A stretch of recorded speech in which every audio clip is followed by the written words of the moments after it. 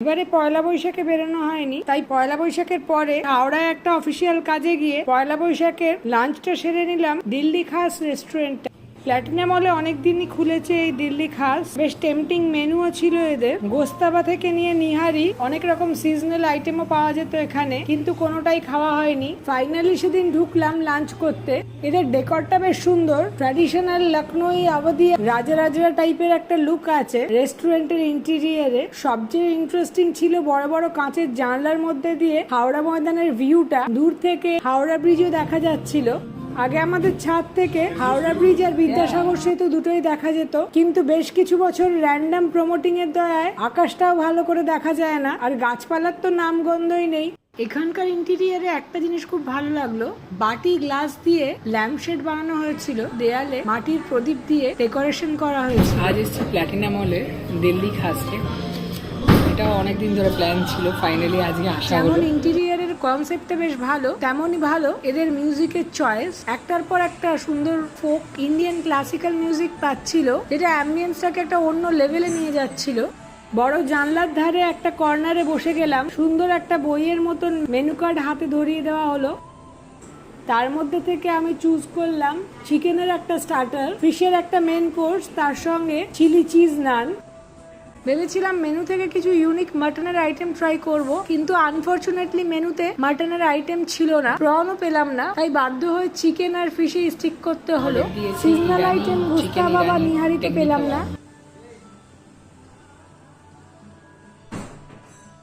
এটার plus point হচ্ছে এই জানলাটা, খুব সুন্দর লাগছিল এখান থেকে ভিউটা।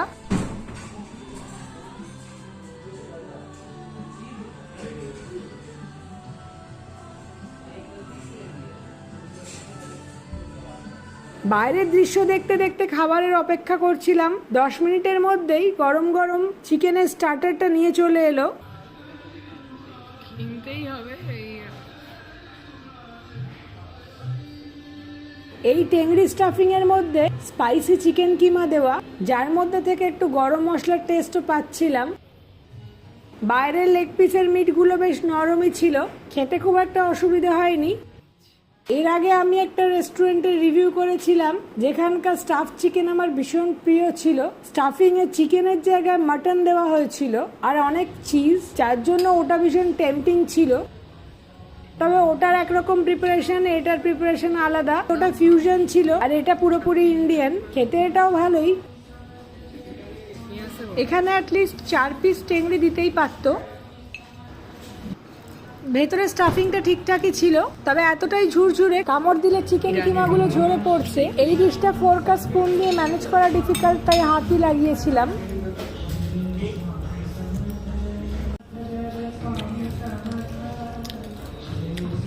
স্টাফিং আছে।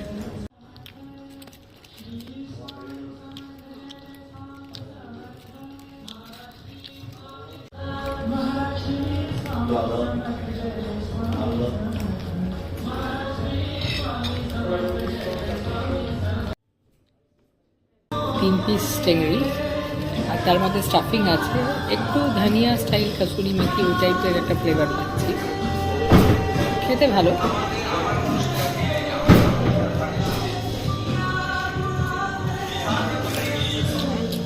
আড়াশেরও টেস্ট পেলাম।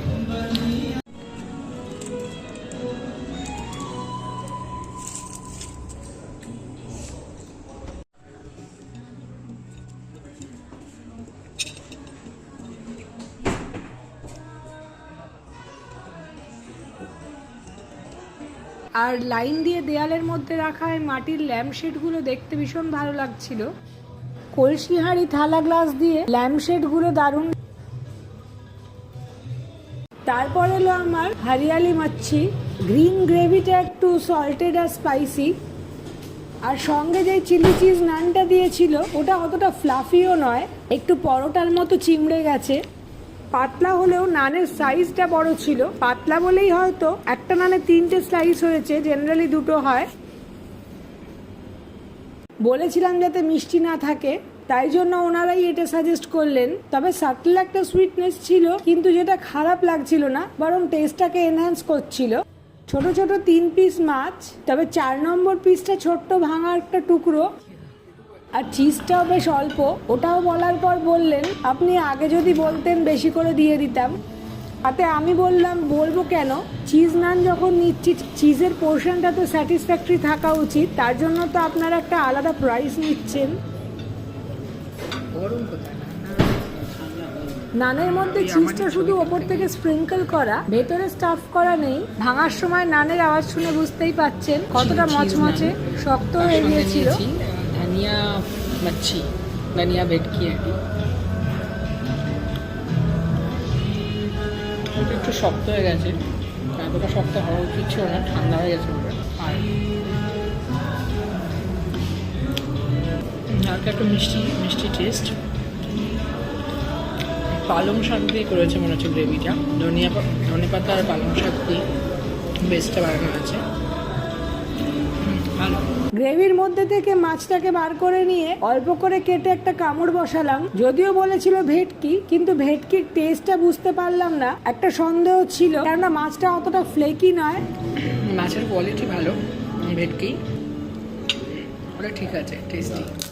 শুধু এই নানটা একটু বেশি পাতলা আর শক্ত হয়ে গেছে। চিজটাও কম, উপরে কিছু স্প্রিঙ্কল করে দেওয়া। একটু ড্রাই, ভেটকির মতো একটু অয়েলি ফ্লেভারফুল ব্যাপারটা নেই। তবে সেকেন্ড পিসটা কেটে মুখে দিতেই দেখলাম অনেকটা মোটা চর্বি। জেনারেলি এই টাইপের চর্বি কাতলা মাছেই হয়, ভেটকি মাছে আমি কখনো এত মোটা চর্বি দেখিনি। যারা সার্ভ করছিলেন ওনাদের বলাতে ওনারা বললেন এটা বাসা ভেটকি নয়, বাসাতে নাকি একটু চর্বি হয়। আজ পর্যন্ত তো আমি খাইনি, আর চর্বি হলেও সেটা দেবে কেন? 500 টাকার একটা ডিশে ছোট ছোট 3.5 পিস মাছ, তার মধ্যে সলিড মাছটাই থাকা উচিত, ভেজাল নয়। এটার জন্য আমার একটু বিরক্ত লাগলো। ওপর থেকে হাওড়া ময়দানটা একদম অন্যরকম লাগছিল। এর ভিউ দেখতে দেখতেই আমার বিল চলে এলো। খাবারের টেস্টটা মোটামুটি ভালো হলেও কোয়ান্টিটি আর প্রাইসটা একটু গোলমেলে। এই প্রাইসে মাছের সাইজগুলো একটু বড় হওয়া উচিত ছিল, আর একদমই পিওর ভেটকি দেওয়া উচিত ছিল। Please like, share, comment and subscribe. Thank you.